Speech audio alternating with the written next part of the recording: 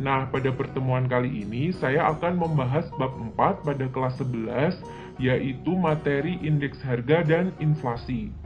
Dengan kompetensi dasar yaitu menganalisis indeks harga dan inflasi, juga menyajikan hasil analisis indeks harga dan inflasi. Adapun pada bagian pertama ini, saya hanya akan membahas tentang indeks harga, sedangkan inflasi akan saya bahas pada video selanjutnya ya. Simak video ini sampai akhir ya guys. Dalam kehidupan sehari-hari, tentu kita sudah tidak asing lagi ya dengan kata-kata harga. Nah, harga itu dapat diartikan sebagai jumlah uang atau alat tukar lain yang harus dibayar untuk produk atau jasa yang kita beli atau kita gunakan. Nah, harga juga dapat berarti nilai dari sebuah barang ataupun jasa. Misalnya ketika kita mengunjungi sebuah toko, nah di dalam toko itu kan pasti barang yang dijual memiliki harga ya, memiliki nilai. Dan ternyata setelah kita amati, harga itu tidak sama loh dari waktu ke waktu. Misalnya saja nih, saya beri contoh harga beras. Harga beras saat ini belum tentu sama dengan 5 tahun yang akan datang. Apalagi dibanding dengan harga beras 5 tahun yang lalu, itu tidak sama. Nah, perubahan harga beras itu kemudian dicatat serta dihitung rata-ratanya dan disebut dengan indeks harga. Nah, indeks harga nanti akan digunakan sebagai alat ukur serta petunjuk bagi perekonomian suatu negara. Nah, di Indonesia itu pencatatan tentang indeks harga dilakukan oleh Badan Pusat Statistik atau BPS. Jadi guys, kesimpulannya, indeks harga itu adalah perbandingan antara harga rata-rata suatu barang dalam tahun yang dihitung dan harga rata-rata untuk tahun dasar. Adapun tujuan dari penghitungan indeks harga ini, yang pertama, indeks harga itu dapat digunakan sebagai barometer atau petunjuk dari keadaan ekonomi secara umum. Nah, yang kedua, indeks harga itu dapat digunakan sebagai pedoman dalam menetapkan berbagai kebijakan dan juga administrasi perusahaan. Nah, yang ketiga, indeks harga itu dapat juga dipakai untuk deflator. Pengaruh perubahan harga dapat dihilangkan melalui cara membagi nilai tertentu dengan indeks harga yang lebih sesuai. Proses tersebut dinamakan dengan deflasi dan pembaginya dinamakan deflator. Kemudian yang keempat, indeks harga itu digunakan sebagai pedoman untuk membeli berbagai jenis barang.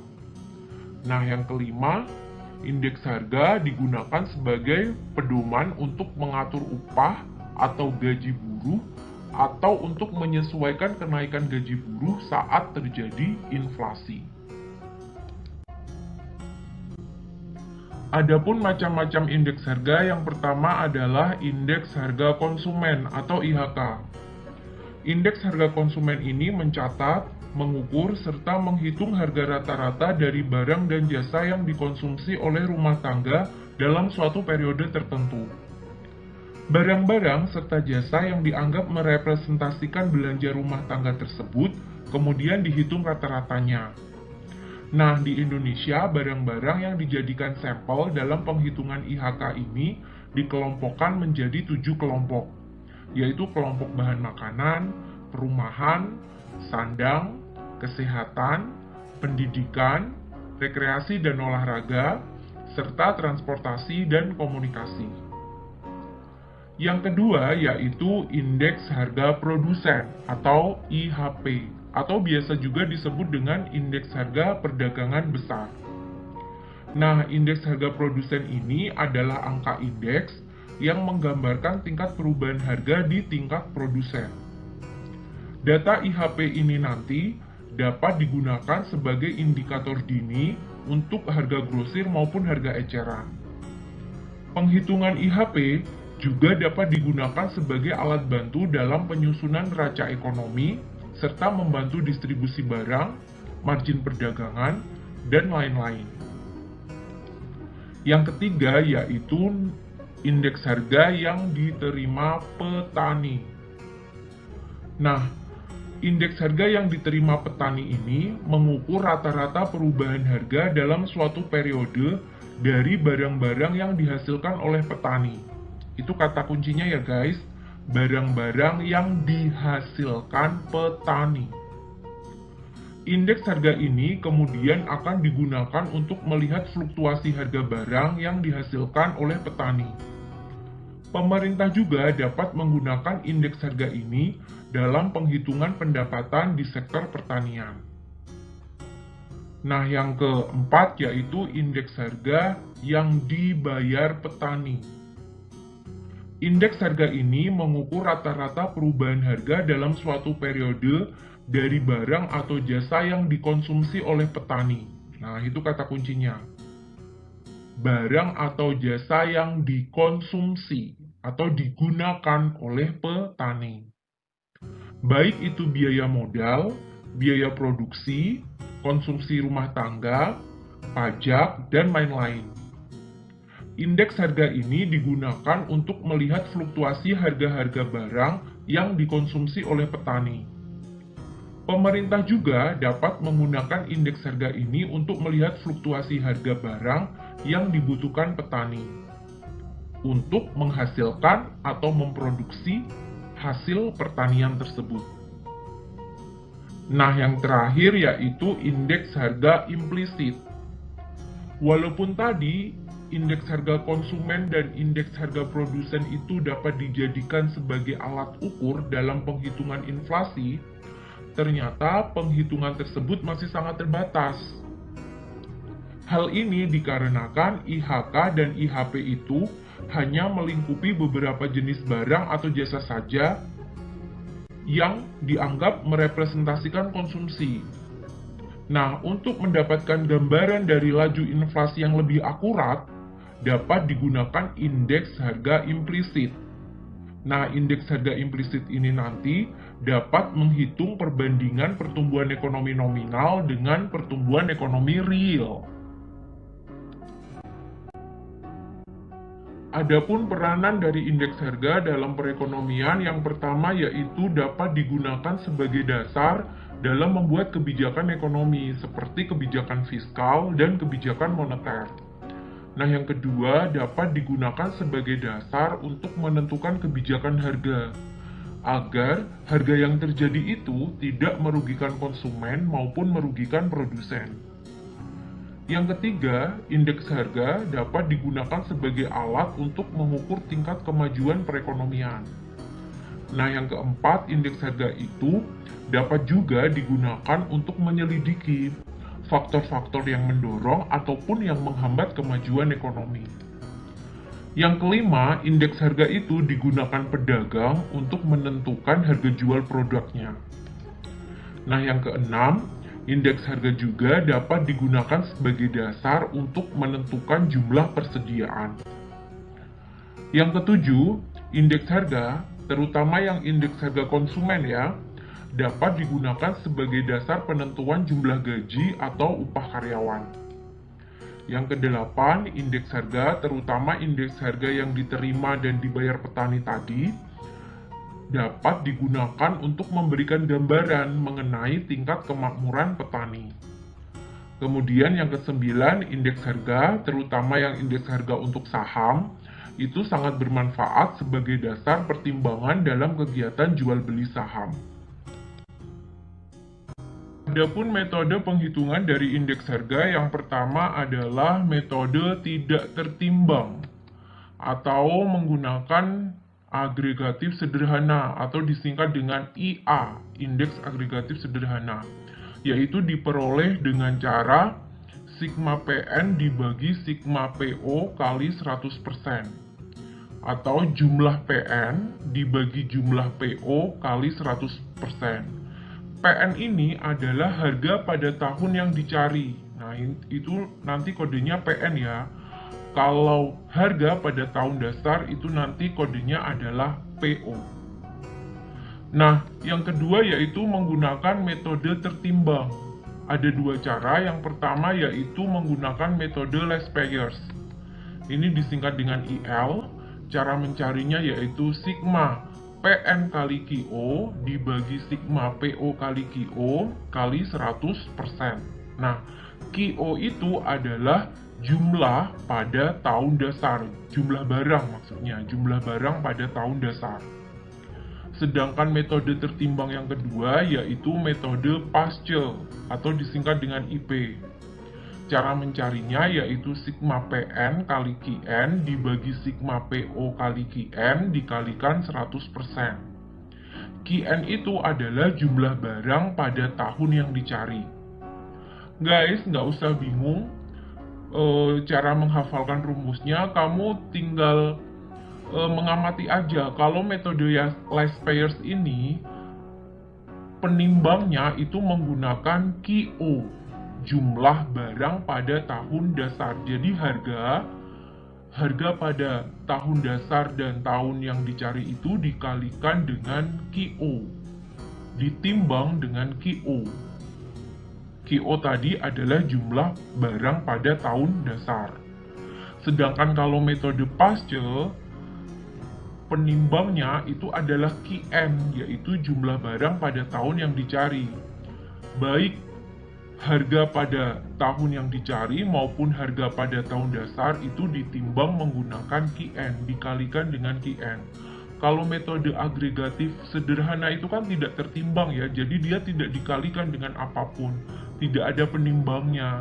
Tapi kalau metode tertimbang, dia itu ada penimbangnya. Nah, kalau last payers menggunakan QO atau jumlah barang pada tahun dasar. Sedangkan kalau Pascal, penimbangnya itu menggunakan QN atau jumlah barang pada tahun yang dicari. Guys, kita tepuk ekonomi dulu yuk. Ekonomi. Nah, semangat kan? Sekarang agar lebih jelas dalam penghitungan indeks harga, kita langsung ke latihan soal yuk. Kita mulai dari soal yang pertama ya. Di bawah ini adalah tabel harta kebutuhan yang dikonsumsi rata-rata oleh penduduk di kota Jepara pada tahun 2017 sampai 2019. Nah, ini tabelnya. Bisa kalian amati, gula pada tahun 2017 harganya 10.000, sedangkan pada tahun 2018 naik menjadi 11.000. Dan pada tahun 2019 naik lagi menjadi 11.500. Dan silahkan diamati yang lainnya sendiri ya. Nah, dari soal ini, jika tahun 2018 itu sebagai tahun dasar, maka carilah indeks harga tidak tertimbang pada tahun 2019. Nah, karena pada soal ini sudah diberitahu bahwa tahun 2018 itu tahun dasar, maka kita boleh tulis di sini, tahun 2018 itu adalah PO-nya. Sedangkan karena yang dicari atau yang ditanya itu tahun 2019, maka harga ini, harga pada tahun 2019 itu adalah PN-nya. Nah, sedangkan rumus untuk mencari indeks harga tidak tertimbang itu kan seperti ini tadi ya, sigma PN dibagi sigma PO kali 100%. Sehingga kita harus tahu jumlah PN-nya. Nah, kita jumlahkan dulu PN dan PO-nya ini.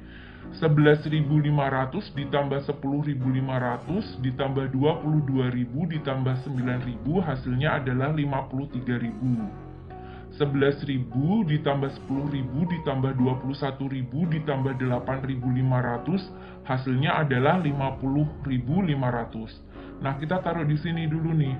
PO ini ya 50.500 ya, saya taruh di sini. Nah, kemudian PN, ini PN 53.000, saya taruh di sini. Setelah itu angka ini kita masukkan ke dalam rumus ini. Sigma PN kita ganti dengan 53.000, sigma PO kita ganti dengan 50.500. Nah, jadinya seperti ini. 53.000 dibagi 50.500 hasilnya adalah 1,05. Nah, 1,05 ini kalau dikalikan 100%, maka hasilnya adalah 105%. Maka jawaban yang betul dari A, B, C, D, E ini adalah jawaban yang B. Betul sekali. Soal 2, di bawah ini adalah tabel harta kebutuhan yang dikonsumsi rata-rata oleh penduduk di Kota Semarang pada tahun 2018 sampai dengan tahun 2019. Nah, ini ada datanya. Kemudian yang diminta adalah, jika pada tahun 2018 itu sebagai tahun dasar, maka hitunglah indeks harga tahun 2019 jika menggunakan metode Las-Perez. Kalian amati metode Las-Perez ya, maka rumus yang kita gunakan adalah sigma PN kali QO dibagi sigma PO kali QO. Maka langkah selanjutnya adalah kita identifikasi dulu mana PN, mana PO. Nah, jika tahun 2018 itu sebagai tahun dasar, maka harga pada tahun 2018 ini adalah PO. Sehingga kalau harga pada tahun 2018 ini PO, maka jumlah barang pada tahun yang sama yaitu tahun 2018 ini adalah QO. Maka secara otomatis harga pada tahun 2019 karena yang ditanyakan ini adalah PN dan jumlah barang pada tahun 2019 ini adalah QN. Nah, setelah itu kita mencari PN kali QO. Mencari ini kolom yang ada di sini dengan kolom yang ada di QO. Nah, kita membutuhkan satu tabel lagi nih, yaitu tabel PN kali QO. Kita kalikan satu persatu ya. 11.500 dikali 10, maka hasilnya kita tulis di sini 115.000. Kemudian 10.500 dikali 15, kita tulis di sini, hasilnya 157.500. 22.000 dikali 20, kita tulis di sini, hasilnya adalah 440.000. 9.000 dikali 25, hasilnya adalah 225.000. Setelah itu kita jumlahkan ini 115.000 ditambah 157.500 ditambah 440.000 ditambah 225.000, jumlahnya adalah 937.500. Ini adalah jumlah PN kali QO. Nah, ini udah ketemu yang atas. Kita cari yang bawah sekarang. PO kali QO. Kita tulis di sini. PO kali QO. PO itu ini ya. Nah, PO kali QO. 11.000 dikali 10, hasilnya kita tulis di sini, yaitu 110.000. 10.000 dikali 15, hasilnya adalah 150.000. 21.000 dikali 20, hasilnya adalah 420.000. 8.500 dikali 25, hasilnya adalah 212.500. Setelah itu kita jumlahkan dari atas, 110.000 ditambah 150.000 ditambah 420.000 ditambah 212.500, hasilnya adalah 892.500. Nah, sudah ketemu jumlahnya, kita tinggal masukin nih. PN, sigma PN kali QO, ini kita ganti dengan 937.500. Sigma PO kali QO kita ganti dengan 892.500. Nah, hasilnya seperti ini. Kemudian kita bagi 937.500 dibagi 892.500. Hasilnya adalah 1,05 kali 100%. Setelah kita kalikan 100%, maka akan ketemu indeks last payers-nya adalah 105%. Nah, ini adalah jawaban dari soal yang kedua. Untuk soal yang ketiga ini, datanya sebenarnya masih sama dengan soal nomor 2 tadi, cuman pertanyaannya, carilah indeks harga tahun 2019 menggunakan metode Pasce. Nah, metode Pasce itu kan sigma PN kali QN dibagi sigma PO kali QN. Maka kita kalikan dulu PN dengan QN. Nah, ini PN yang ada di sini, kita kalikan yang QN yang ada di sebelah sini. Kita tulis di sini ya, PN kali QN kita kalikan. 11.500 dikali 20 hasilnya 230.000. 10.000 dikali 20 hasilnya 210.000. 22.000 dikali 30 hasilnya 660.000. 9.000 dikali 30 270.000. Setelah itu dijumlahkan, 230.000 ditambah 210.000 ditambah 660.000 ditambah 270.000 hasilnya 1.370.000. Nah, udah ketemu PN kali QN, sekarang kita cari PO kali QN. Kita tulis di sini ya. 11.000 kali 20.000 hasilnya 220.000. 10.000 dikali 20 hasilnya 200.000. 21.000 dikali 30 hasilnya adalah 630.000. 8.500 dikali 30 hasilnya adalah 255.000. Setelah itu dijumlahkan dari atas. 220.000 ditambah 200.000 ditambah 630.000 ditambah 255.000 hasilnya adalah 1.305.000. Kalau sudah ketemu ini, maka tinggal kita masukkan ke sini. PN kali QN kita ganti dengan 1.370.000. PO kali QN ini kita ganti dengan 1.305.000. Nah, seperti ini. Setelah itu kita bagi 1.370.000 dibagi dengan 1.305.000. Hasilnya adalah 1,05 kali 100%. Maka setelah dikalikan 100%, indeks pasiennya ketemu 105%. Ini jawaban dari nomor 3. Selanjutnya, kalian mengerjakan tugas mandiri. Jawaban bisa dikirimkan melalui WA ataupun email. Tugas yang pertama yaitu tentang metode tidak tertimbang, soal nomor 1.